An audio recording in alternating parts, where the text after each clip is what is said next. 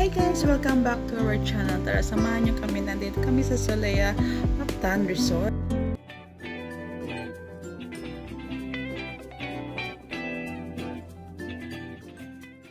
Papunta na kami ngayon sa room namin. Ayan, nandito na nga kami sa room namin. At nauna na po kasi yung sister-in-law ko isa. So, kami kasi na late na kasi may klase pa si Zoe. Ito pala yung rooms nila guys. Tatlo ang kinuha naming room kasi marami kami. Nasa 12 ata kami. So, ito yung room nila. And then, ito si Zoe excited na maligo. Late na kasi kami kasi may klase pa siya. Ito naman yung ano guys, view nila sa balcony. Napakaganda guys. Tingnan nyo.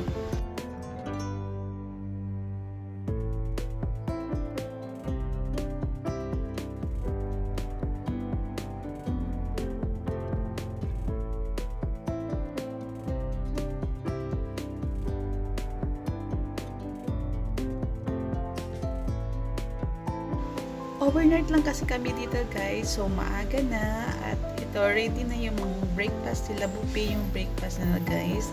Free kasi. May free kasi silang breakfast. Ayan, papasok na kami. Super aga namin guys.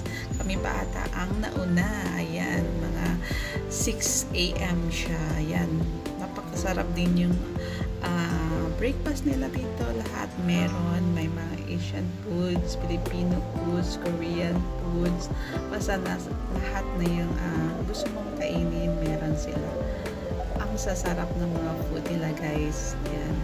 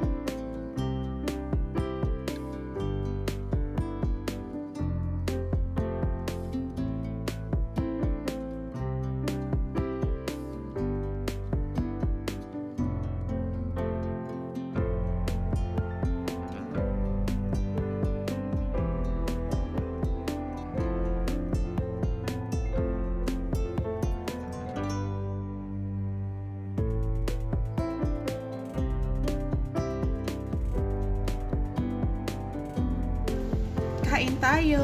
Usually guys, kapag buffet, kinakain ko ay salad lang at walang rice. Yan, napakasarap yung food nila at napakarami ang nakain ko.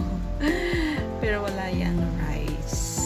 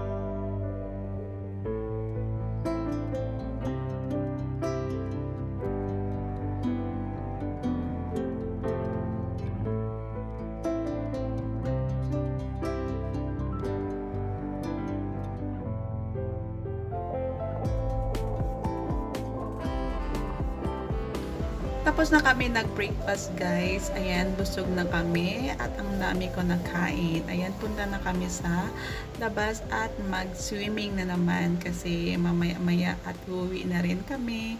Ayan, marami silang swimming pool dito guys. Meron din silang dagat doon sa kabila. And then, at swimming pool ata nila dito masiguro nasa 10. Ayan. Ito naman papunta sa dagat. Napakaganda dito guys kasi ang yung fresh at nakaka-relax talaga siya.